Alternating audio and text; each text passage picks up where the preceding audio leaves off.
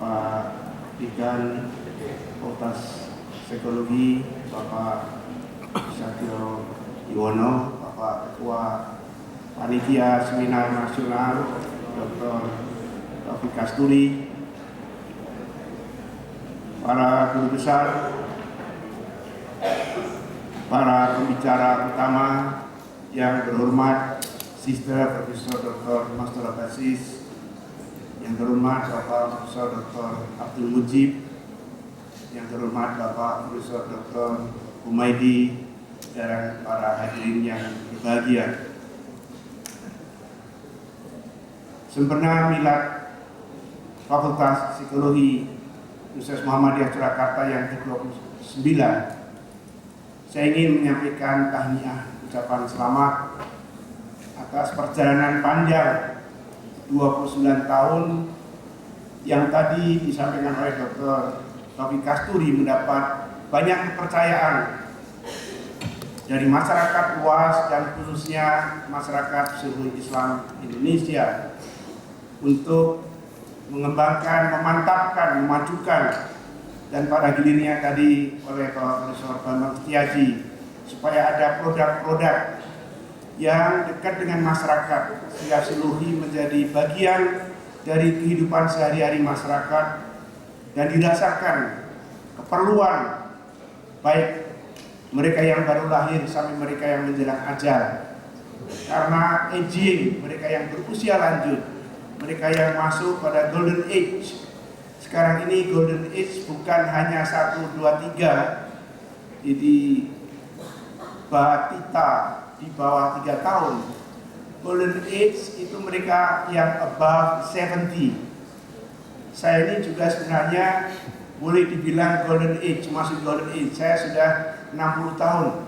KTP saya sudah seumur hidup.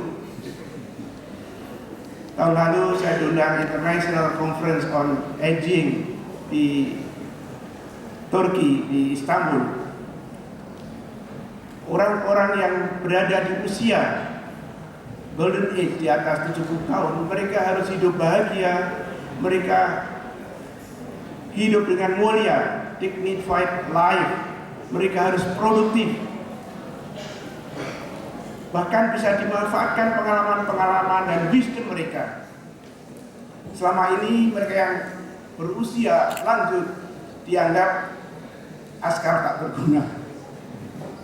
Sudah saatnya kita melihat mereka yang berusia lanjut dengan pandangan penuh penghormatan, karena tidak mudah orang bisa mencapai dengan sehat, membesarkan anak cucu, mengabdi kepada masyarakat, mengajar di sana, mengisi pengajian di sini sampai usia 80 tahun bahkan 90 tahun. Inilah apa yang ditawarkan oleh Profesor Bambang tadi, perlu mendapat tanggapan. Saya ingin mengusulkan psychology of aging. Mereka yang berada di golden age, karena psikologi mereka memang ada kerawanan tertentu, tapi juga ada wisdom yang sangat dalam, bahkan ada kebanggaan ya, untuk menjadi orang yang berusia lanjut. Ada kebanggaan karena sudah menunaikan tugas-tugas hidupnya sebagai orang tua maupun sebagai masyarakat. Saya ingin juga menyampaikan tahniah kepada panitia, pada Dr. Taufik Kasturi dan mereka yang berinisiatif. Menarik sekali ini inisiatif yang sebenarnya sudah dimulai jauh sejak tahun 77,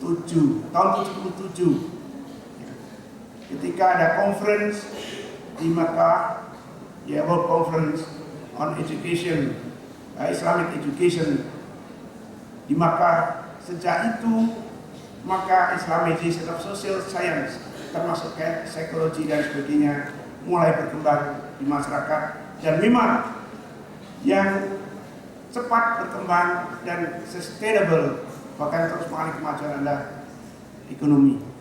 Sekarang menyusul kedokteran roh. Kedokteran, kami sudah lebih 100 kali membuat seminar di Fakultas Kedokteran di seluruh Indonesia, dari Aceh sampai ke Makassar.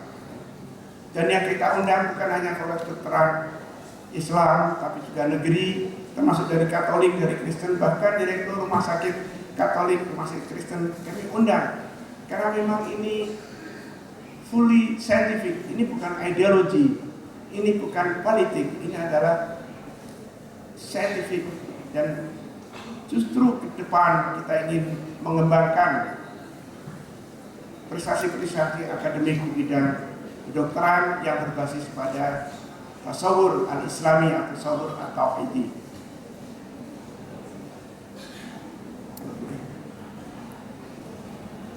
Saya ingin menyampaikan 3 hal. Pertama, mengapa pertama kali yaitu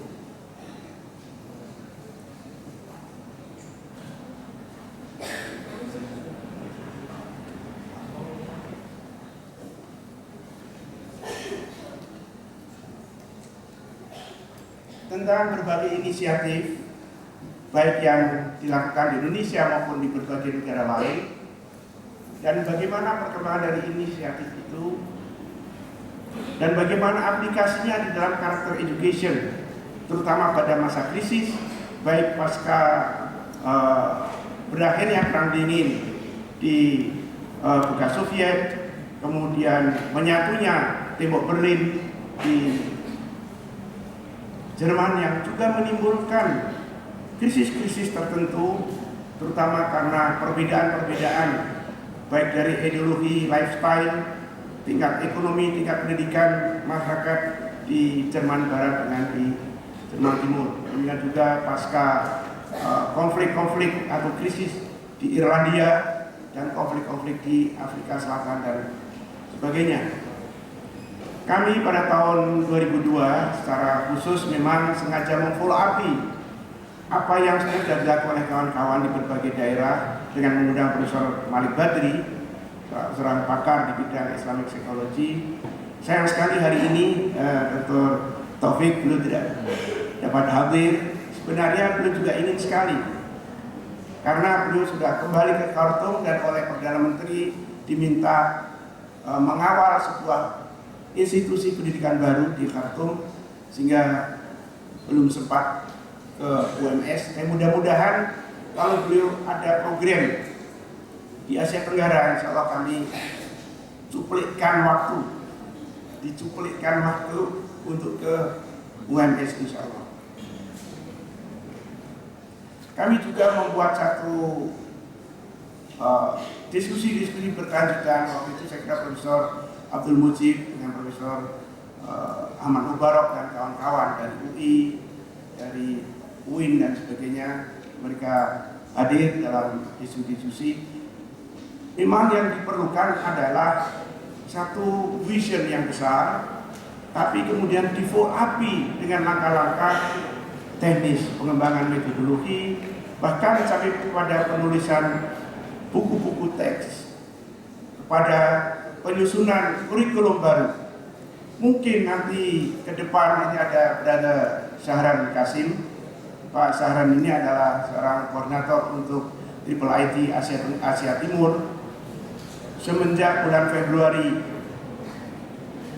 kami memperluas pelayanan dari Asia Tenggara ke Asia Timur, meliputi Jepang, Cina dan Korea. Nanti bulan Juli akan ada program di Cina. Profesor Umar Kasuli yang dulu juga sebenarnya ingin datang ke UMS, insya Allah akan ada seminar di China.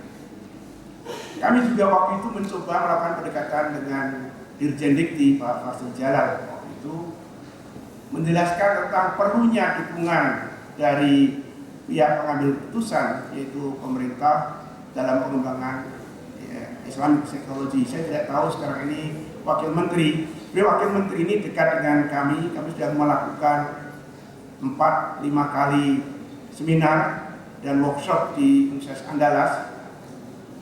Dan beliau sendiri seorang muslim yang baik. Kalau bulan Ramadan itu di Universitas Andalas, kalau subuh itu di Masjid Punan itu yang berjamaah 2000.